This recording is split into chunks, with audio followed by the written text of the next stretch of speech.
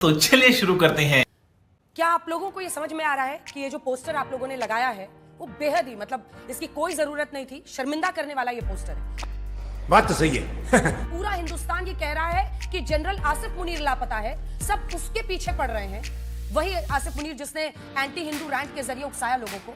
आप पीएम का इसी तरह की तस्वीर डालें, क्या ये अपने आप में शर्मिंदा करने वाला नहीं है? ये मोदी जी का पोस्टर है, ये आपको किसने कहा?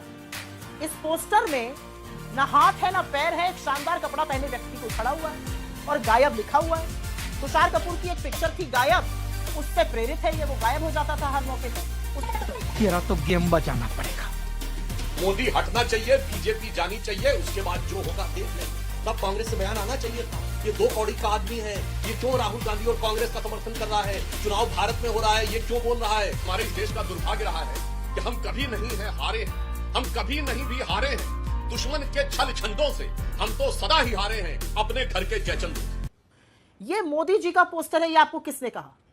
इस पोस्टर में ना हाथ है ना पैर है, एक शानदार कपड़ा पहने व्यक्ति कोई खड़ा हुआ है और गायब लिखा हुआ है। तुषार कपूर की एक पिक्चर थी गायब, उससे प्रेरित है ये, वो गायब हो जाता था हर मौके पर, उससे प्रेरित है ये। बीजेपी के मन में इतना मैल है, इतनी विषाक्त है, इतनी हिंसा और इतनी नफरत है कि इनको इस तरह की बातें दिख रही हैं। आपको इसमें मोदी जी कहां दिखे? और अगर गायब दिखने पर, गायब शब्द देखने पर अगर बीजेपी को या मीडिया को मोदी जी याद आ रहे हैं तो ये मेरी गलती नहीं है। क्योंकि क्या फिर मैं ये मानूं कि बीजेपी को भी लगता है कि इस आपदा के समय मोदी जी कहां हैं? बिल्कुल, वो वापस आ गए सऊदी अरब से, लेकिन वो वापस आकर वो कश्मीर जाने से गायब हो गए, वो अवतरित हो गए बिहार में। वो वापस आ गए लेकिन वो सर्वदलीय बैठक से गायब हो गए। वो वापस आ गए लेकिन उन्होंने देश को संबोधित करने से गायब हो गए, मन की बात रिकॉर्ड कर दिया।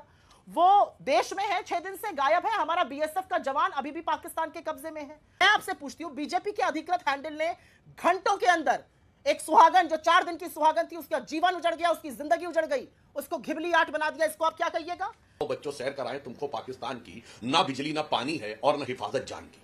बिल्कुल सच बात है, आज उनकी स्थिति यह है। मगर अफसोस उस पाकिस्तान को आंखों में चमक दिखती है जब वो सरहद के पार यहां देखता है। और वो मैं बोल रहा हूं, ऐसा सुप्रिया जी को ना पता हो, उन्होंने कहा फवाद चौधरी दो कौड़ी का आदमी।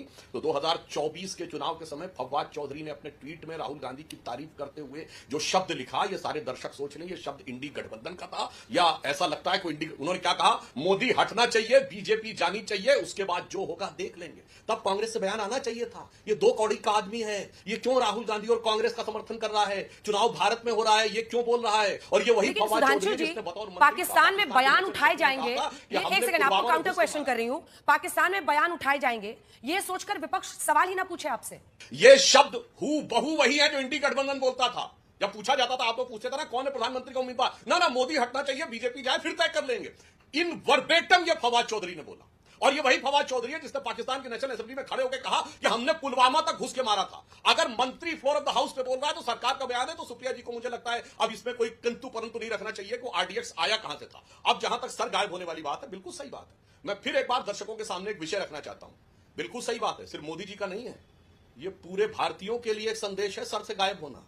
क्योंकि याद करिए, आपकी सरकार के जमाने में भारत की सेनाओं सैनिकों के सर काट के भेजे गए थे और रक्षा मंत्री की हिम्मत नहीं थी कि पाकिस्तान की सेना का नाम ले। उन्होंने कहा था कुछ एलिमेंट्स आए थे जिन्होंने ऐसी हरकत की है फ्लोर ऑफ द हाउस पे। फिर सुषमा स्वराज जी ने जब बहुत जबरदस्त भाजपा ने विरोध किया कि आप पाकिस्तान आर्मी का नाम क्यों नहीं ले रहे, तब जाके इनकी रक्षा मंत्री ने अपने सेकंड बयान में फ्लोर ऑफ द हाउस पे पाकिस्तान की आर्मी का नाम लिया था। और जो दूसरा इन्होंने कहा कि धर्म नहीं पूछा गया, धर्म पूछा गया, जात नहीं पूछी गई, सिर्फ धर्म ही नहीं, जिस पे लड़ाते हैं। कर्नाटक के आज के इनके मंत्री अनाप शनाप बयान दे रहे हैं, तब कर्नाटक के लोग कहते थे कि इनके मंत्री ने कहा था कि साहब वहां से टैक्स ज्यादा आता, उत्तर में कम, तो किसी को छोड़ा नहीं। तमिल हिंदी पे लड़ा लो तो नगर में ना कोई तमिल है, ना कोई हिंदी भाषी, ना कोई मराठी है, ना कोई हिंदी भाषी है। और जात के आधार पे मैं सिर्फ एक फूड फॉर थॉट देता हूं, सारे दर्शकों को सोचना चाहिए। कश्मीर घाटी में कहा जाता सिर्फ कश्मीरी पंडित बचे, 5% हिंदू बचा था, वो सिर्फ कश्मीरी पंडित थे। मैं दर्शकों से कहना चाहता हूं, क्या भारत में कोई ऐसा राज्य हो सकता है जहां एक ही जाति पाई जाती है? एक ऐसा जिला आप नहीं दिखा सकते जहां एक ही जाति पाई जाती है।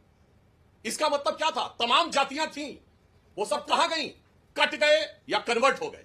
अगर हाँ ठीक है। मतलब पूरा हिंदू समाज वहां अगर कुछ 100 साल पहले था तो उसमें SC ST OBC सब थे। अगर जम्मू में है तो कश्मीर में भी थे। ठीक। कहां गए? कट गए या कन्वर्ट हो गए? सुप्रिया आज जी, से 80 सुप्रिया साल जी, पहले सुप्रिया जी जो जवाब भारत देंगे। का आ रही हूं हिस्सा था, सुधांशु जी। पाकिस्तान जी। और बांग्लादेश, उसके SC ST OBC कहां गए? कट गए या कन्वर्ट हो गए? इसीलिए जब सर गायब वाली चलती है पॉलिटिक्स तो वो सर नहीं देखती है। ठीक। आप जाति की गणना का हेड काउंट करिए, सर काटने वालों के लिए उस गणना में एक ही गणना है, वो है हिंदू। और हिंदू आइडेंटिटी पर ही आतंक का हमला है और हिंदू आइडेंटिटी पर ही इन पार्टियों का हमला है। ठीक है कि आपके नेताओं के बयान भी सुप्रिया जी नहीं थम रहे हैं। सिद्धारमैया मुख्यमंत्री हैं, वो ये कहते हैं कि पाकिस्तान से युद्ध करने नहीं करना चाहिए। सैफुद्दीन सोज साहब कहते हैं अगर पाकिस्तान कह रहा है कि उसका हाथ नहीं है तो हमें मान लेना चाहिए। ये बयान क्यों इस तरह के आते हैं? क्योंकि देश आहत होता है ना, सबको बुरा लगता है। आप सोचिए जो लोग जिनके अपने खोए हैं उनको सुनकर बुरा नहीं लग रहा होगा। और इसीलिए हम कह रहे हैं कि बिल्कुल निर्णायक एक्शन होना चाहिए सरकार की तरफ से और पाकिस्तान को ऐसा सबक सिखाना चाहिए कि हमारी जो देश विरोधी ताकतों को वो पनाह देते हैं उनकी रूह कांप जाए। सवाल क्या पूछा जा रहा है? सवाल ये तो, और मुझे ऐसा लगता है कि इतने सेंसिटिव इशू पर कि सरकार क्या करेगी डिस्कशन होना भी नहीं चाहिए, क्योंकि सरकार बेस्ट प्लेस्ड है जानने के लिए आपकी क्या प्रिपेयर्डनेस है, क्या इंटेलिजेंस हमारे पास है, हम अगला क्या करना चाहते हैं। सरकार बेस्ट प्रिपेयर्ड है। We don't want to second guess the government on this. I think we are absolutely, उसमें हमें बिल्कुल भी संशय नहीं है। हम एक ही बात तो कह रहे हैं, ये देश में आज थोड़ा सा माहौल ऐसा है कि लोगों को लग रहा है आतंकी ऐसा कैसे कर गए। 200 किलोमीटर अंदर आतंकी आते हैं, बड़ी बड़ी बंदूकें लेकर आते हैं।